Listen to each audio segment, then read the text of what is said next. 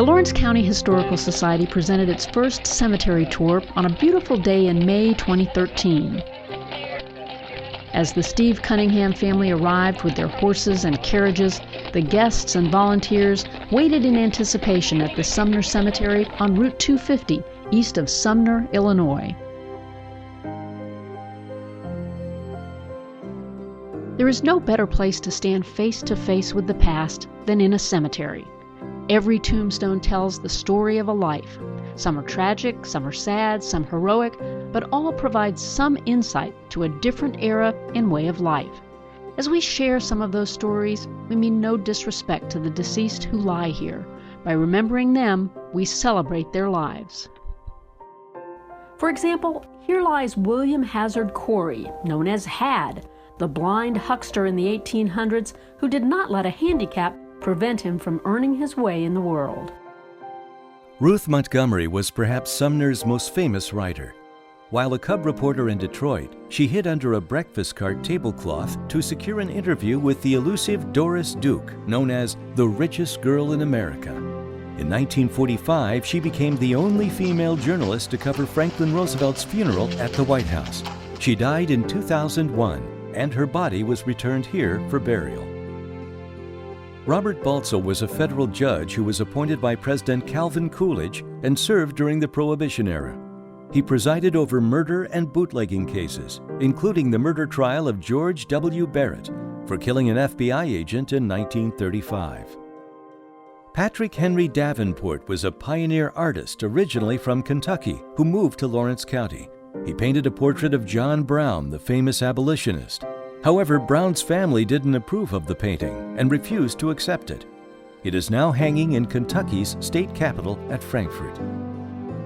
As the tour groups were driven through the cemetery, they were told to watch for symbols on the tombstones. Often the shape of the tombstone itself identifies a particular organization or association. This tombstone signifies that the deceased was a member of the Woodmen of the World, a fraternal organization and life insurance society.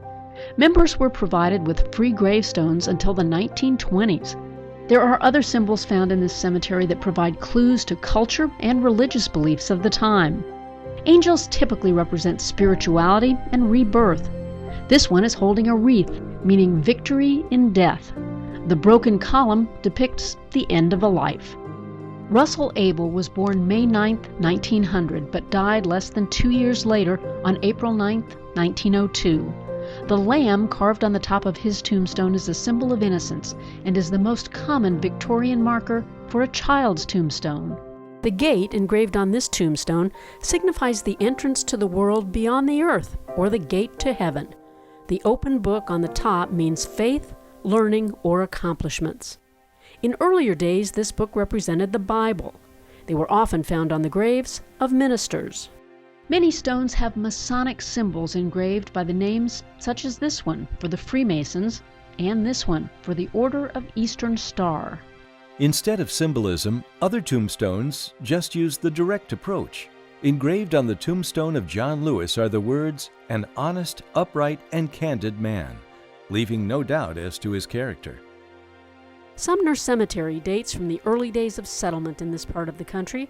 The north-south road, or third entrance from the east, is the old Indian boundary line. In 1795, the land to the east of this road became a part of Indiana Territory, with the land to the west belonging to the Miami and Piankashaw Indians. This was the first ground ceded by the Indians in what was later to become Illinois. Benjamin Sumner first purchased this land from the United States government in 1832. It was used for family burials, starting with a child in 1842. This old part of the cemetery lies to the southeast along the railroad tracks. Here can be found the earliest stones dating back to the 1850s. The weather has made identification of these stones impossible on all but a few. Many are broken, and quite a few have disappeared.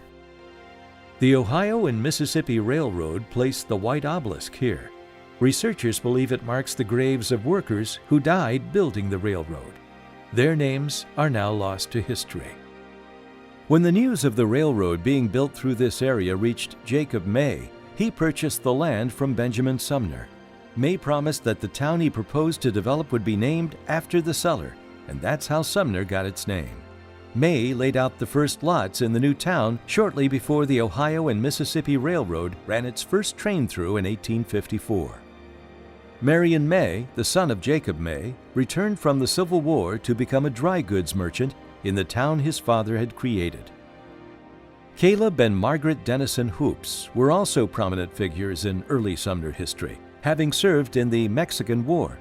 Caleb began enlisted in 1862 at the age of 35 to fight with General Grant at Vicksburg. After his service in the Civil War, he served as postmaster of Sumner. When Sumner was incorporated as a village in 1873, Caleb was elected president.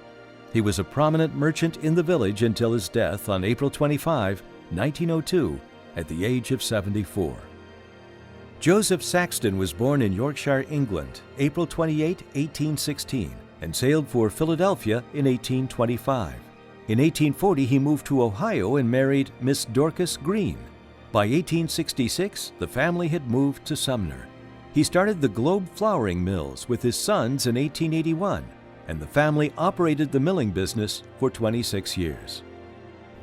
These early families soon filled the old section, and more land was required. A second addition was added to the cemetery directly north of the old part. This occurred during a period in the 1890s when it was fashionable to landscape cemeteries in order to make them appear more park-like. Later, as the cemetery became an even more integral part of community life, this building was constructed and used as a chapel. It was dedicated Memorial Day 1926 as a memorial to the Civil War and World War I veterans who are buried here. In this peaceful and tranquil area, not far from the chapel, and near where cannons and cannonballs once stood as monuments to these same veterans, are the Stone Angels. After oil was discovered in the county, the newly rich could afford more grandiose tombstones.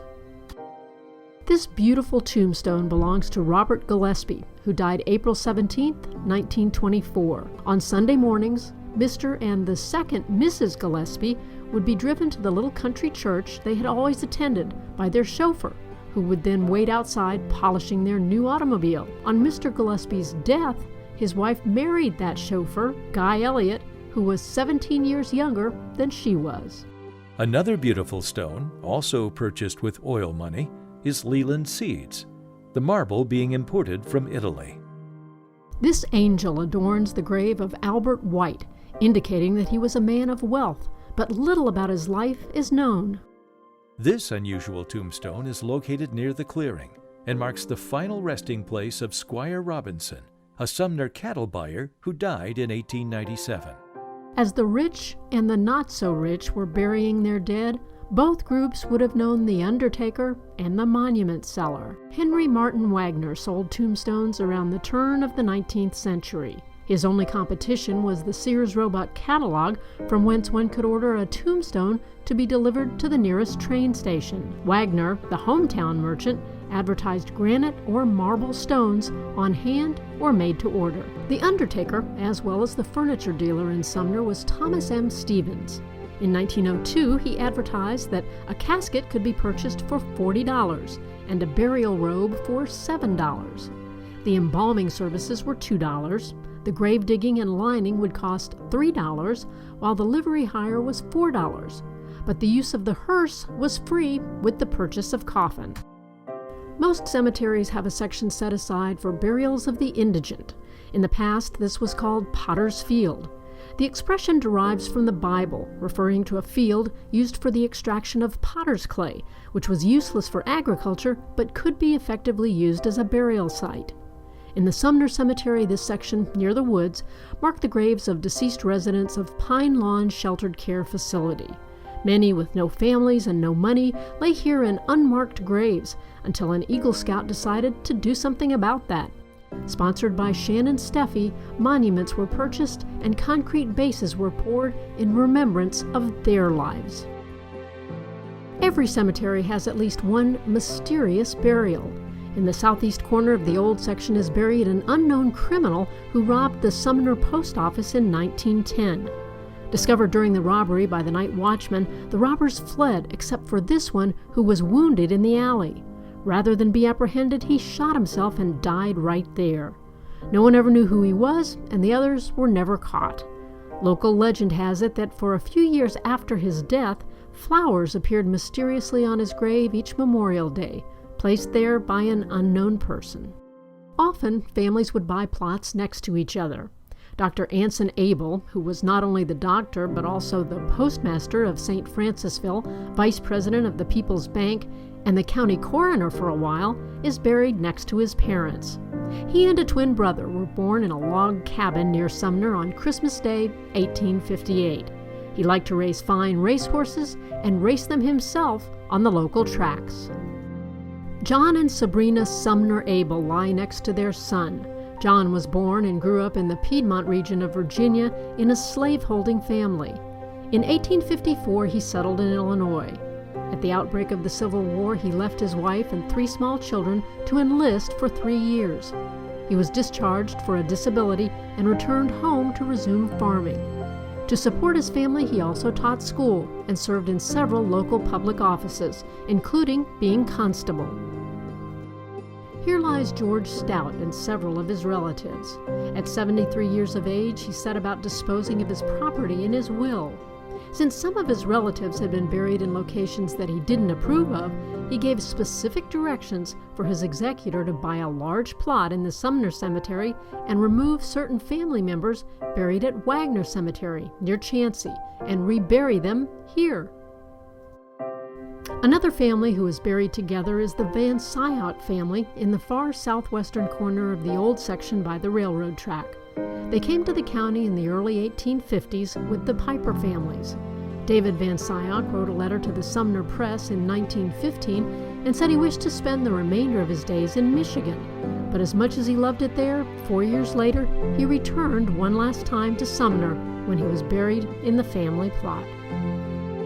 Peter and Annie Piper Buzzard were the parents of Guy Buzzard, who graduated from Sumner High School.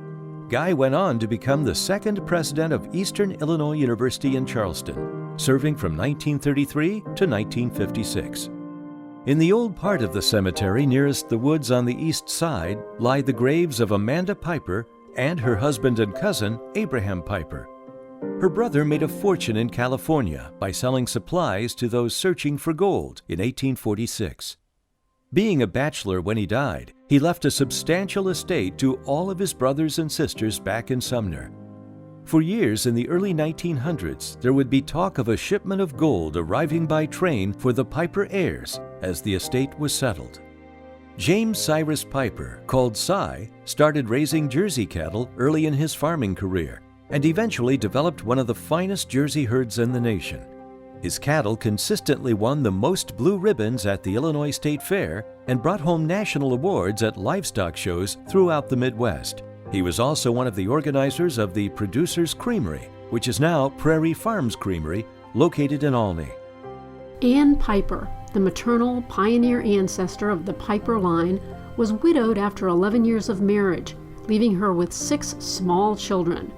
After raising them to adulthood, she left Pennsylvania and set out in a train of covered wagons to arrive in Lawrence County with her spinning wheel to help those children make new lives. One custom was to identify a woman with a stone labeled mother or wife of. These simple words on a stone fail to convey or even recognize the consistent aid these women provided to their families and the strength and courage many of them possessed. The headline of the Sumner Press read, "A good mother now resting in peaceful sleep when Catherine Stoltz Westall passed away. She raised 10 children." Nor do the stones tell the stories of the risk childbirth carried not that long ago. Pearl Stevens Murphy, wife of Dr. H.K. Murphy, passed away in January 1906 at age 33 after giving birth to a son who died a short time later. She was buried with her baby in her arms in a flower-covered white casket. The rain poured down just a month later on a dismal February day when the body of Lonabelle Van Gilder was lowered into the grave along with her newborn infant as her husband, 3 sons, and 1 little daughter wept by her side. The cemetery is filled with the graves of children. Until well into the 20th century, parents, rich and poor, were helpless to prevent or combat fatal infections and diseases that took away many of their children. Accidents were another common cause of death. It was customary for children's obituaries to include a poem. Wilbur, oldest son of Ira and Nettie Putman, was born May 6, 1900, and died October 28, 1910, aged 10 years, 5 months, and 23 days. The doctor listed the cause of death as child dropsy. It is but a boy, but oh, have care, for worlds wide hopes are buried there. How much of light, how much of joy is buried with a darling boy. Tressie Matilda Atkins, little daughter of John and Eliza Atkins, was born June 3, 1901, and departed this life August 10, 1906, aged 5 years, 2 months, and 7 days. The tombstone is engraved, "God saw fit to pluck the bud before it bloomed." The poem in her obituary read, "Sleep on, dear Tressie, take your rest. God called you home, he thought it best." Here lies 6-year-old Marion Rayburn. On September 27, 1897, at recess, a traction engine pulling a clover huller passed the Sumner School building. As was customary, a dozen or more boys made a rush to climb on the separator for a short ride. Young Marion attempted to climb on the tongue of the separator, but, slipping off, fell under the wheels, which crushed out his young life instantly. No one can predict death. It may be by natural causes or by accident, or even at the hands of oneself or another. The natural causes, such as diseases or old age, outnumber the other 3 causes. Obituaries tend to define this type of death by the type of life the deceased lived, their occupation, organizations they belonged to, church affiliations, family survivors. Businessman William M. Burgart was employed by the Ohio Oil Company for 17 years before operating a grocery and barbershop. Dr. Carl Case, 81, was a well-known Sumner veterinarian. He was a member of the Prairie Chapel Church and of the Sumner Masonic Lodge. Dr. Harriet Venata was a local optometrist who came to Lawrence County from Chicago. David W. Harbaugh was a contractor who built the old part of the Lawrenceville High School and was building superintendent for the Lawrenceville Hotel. John C. Culbertson was postmaster, justice of the peace, alderman, notary public, and taught school. Jane Gordon, born in Sumner, graduated from nursing at St. Luke's Hospital in St. Louis, where she continued to work at her profession for 50 years. A variety of accidents occurred prior to 1960, taking the lives of several county residents buried here. Here lies the grave of the pilot of a small plane that crashed at Red Hill in June of 1957. Otis Fiscus had flown down to Sumner from Gary, Indiana, and was taking friends and members of his family for rides over the area. Madeline Ridgely and her daughter Mildred, age 7, were with him when, in attempting to land, the engine stalled and the plane dropped to the ground. The child was killed in the crash, and Mrs. Ridgely died 2 hours later. Mary Lee Ash was almost 14 when she was killed at the Red Hill Horse Arena. She lost control of the horse she was riding, and it ran in front of a car on the highway. The horse was killed instantly, and 2 days later, she died. The Christie Avenue Railroad crossing in downtown Sumner is one of the deadliest in Lawrence County. Several fatal train accidents have occurred here. The train accident involving the Piper family happened here in 1920. Herbert A. Piper, 68 years old, along with his son Shelby, daughter-in-law Daisy, and 9-year-old grandson Randall were returning from church when they were met by the westbound freight at the crossing. The train was traveling at a great rate of speed when the engine struck the car and turned it over completely, demolishing the body of the car and hurling the occupants out. All died instantly except the son Shelby, who was loaded on the same train and taken to Olney Hospital, where he died as they were placing him on the operating table. Another train accident at the same crossing in 1952 occurred when Mrs. Nancy Palmer, 88, and her daughter, Miss Leela Mae Palmer, 67, were struck by the westbound B&O train. The two women were walking north and evidently did not hear or see the approaching train. Their bodies were thrown a great distance by the speeding train. Mrs. Palmer, being rather feeble and hearing impaired, and her daughter, completely blind, customarily walked together. On August 7, 1919, George Williams, 62 years old, being very deaf, also failed to hear the train whistle. He was struck by the westbound B&O troop train as he crossed the track on Christie Avenue. The Christie Avenue Railroad crossing claimed the life of Jenny Bell Fisher, 71, on October 22, 1943. She had evidently forgotten something after crossing the tracks and turned her car around, but did not see or hear the approaching B&O, and was struck and ejected from her vehicle. Edward Holliday, 78, was killed when struck by a B&O train near the Combs Crossing. He apparently did not hear the train approaching from the rear. He was born in Sumner to William and Mary Jane Holliday and was a lifelong resident of the Sumner area. At 2:47 a.m. on May 4, 1965, Jerry Wood's 1960 Buick stalled on the railroad tracks east of Sumner. It was struck by the number 12 B&O train. Jerry was 33 years old.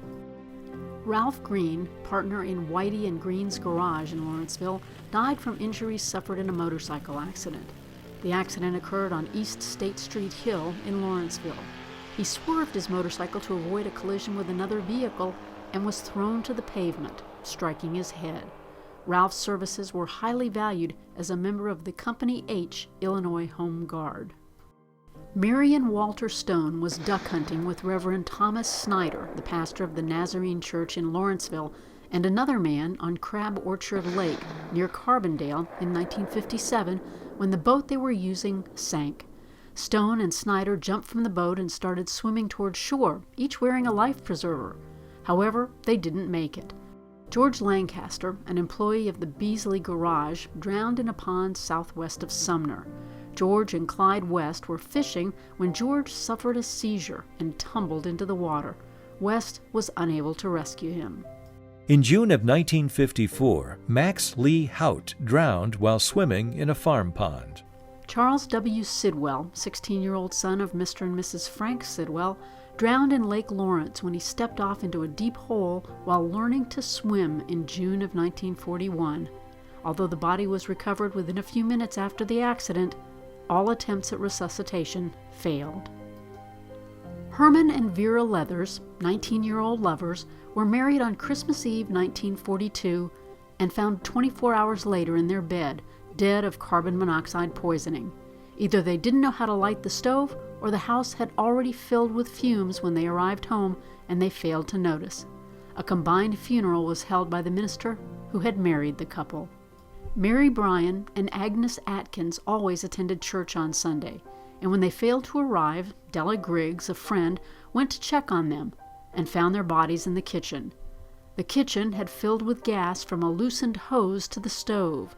It was believed that Miss Atkins was the first victim, and Mrs. Bryan was found in a position where it appeared she was trying to pull Miss Atkins to safety. Kenneth Hampton, age 26, had survived World War II, but he died immediately after sticking his head into a clean-out hole in a crude oil storage tank to see what work needed to be done. He was quickly overcome by fumes. Death came so rapidly, it was first thought he'd had a heart attack. On September 2, 1975, George Stevenson and Charles Harrison were overcome with toxic fumes and died while working in a manhole in Sumner. It was believed that Harrison entered the manhole to rescue his co-worker. Howard Hooks died October 1, 1934, as a result of a benzene explosion at Noyes Lab at the University of Illinois. He was 20 years old. Frank Stout was seriously injured in the deadly refinery explosion of 1928. He recovered from his injuries and lived until April 4, 1947. A few days after Christmas 1889, George Bopp, then the constable of Christie Township, attempted to serve a warrant on Tom Palmer. In the process, George was shot and killed. He left a wife and 6 small children. He is the only Lawrence County law enforcement officer to be killed in the line of duty.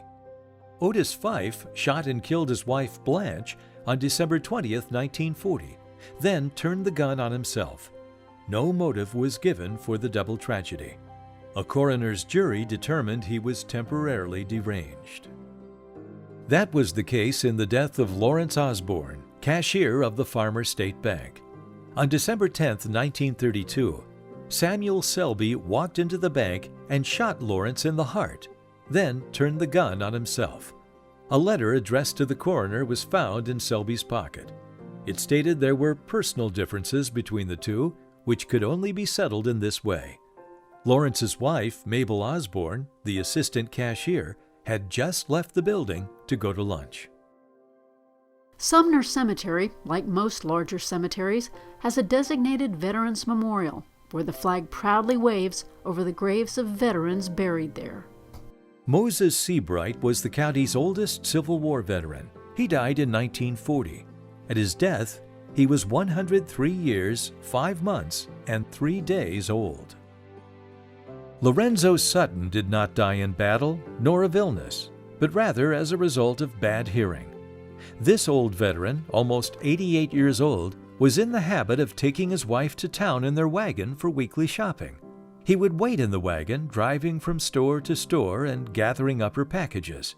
On January 7, 1931, she got out at the First National Bank, but finding it closed during lunch hour, walked across the tracks south to the store.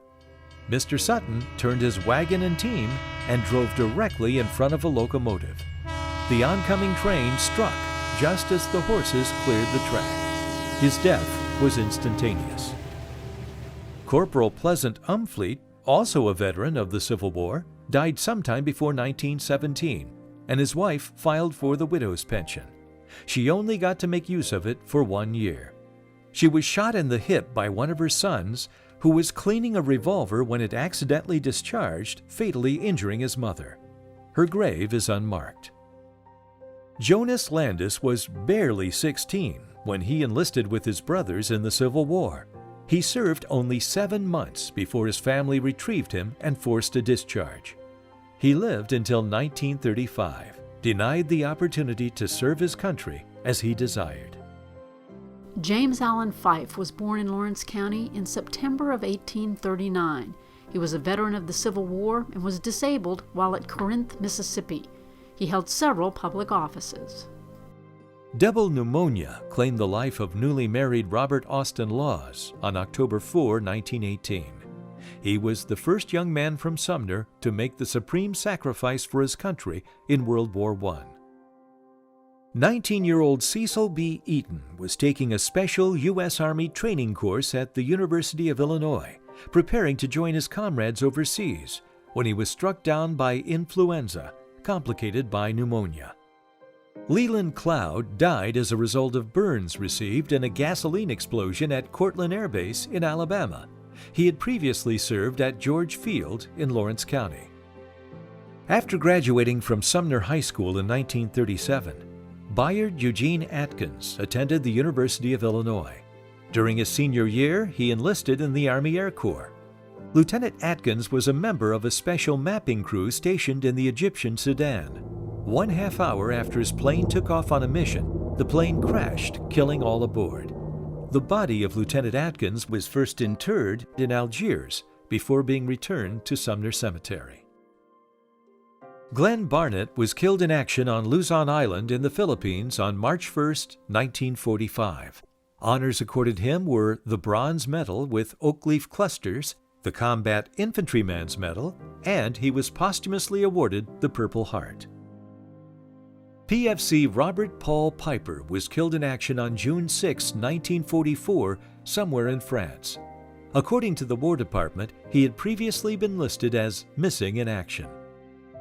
Sergeant Johnny Burns Jr. was a member of the 512th Parachute Infantry, 17th Airborne Division. He was killed March 30, 1945, at the age of 20 while engaged in fighting Germany. His body was temporarily interred in Margraten, Holland, but was later returned home to the Sumner Cemetery. Burns enlisted when he was 18 as a student at the University of Illinois. He arrived in England in August of 1944, crossed the Rhine River on March 24, 1945, and met his death 6 days later. Larry Wayne Jones was killed in Vietnam by a sniper on May 25, 1968. In his final letter to his mother, he promised her a trip in a new car he was buying when he returned, and told her not to stop writing just because he only had 78 days left to serve.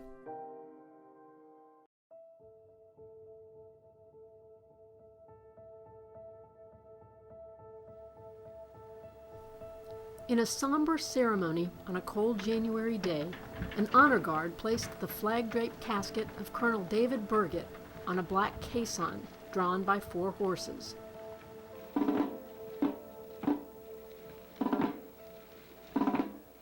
Drummers sounded the muted funeral march. The casket was flanked by 9 honor guards. More than 200 people paid their respects as Burgett was laid to rest with full military honors at Sumner City Cemetery.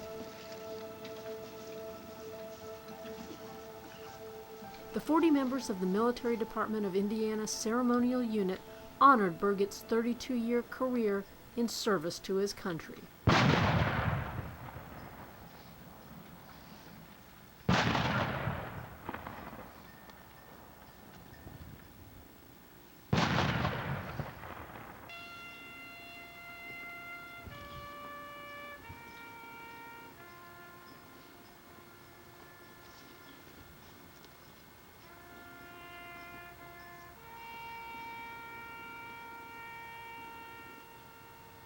At the gravesite, the American flag was presented to the colonel's widow, along with the casings from a 21-gun salute.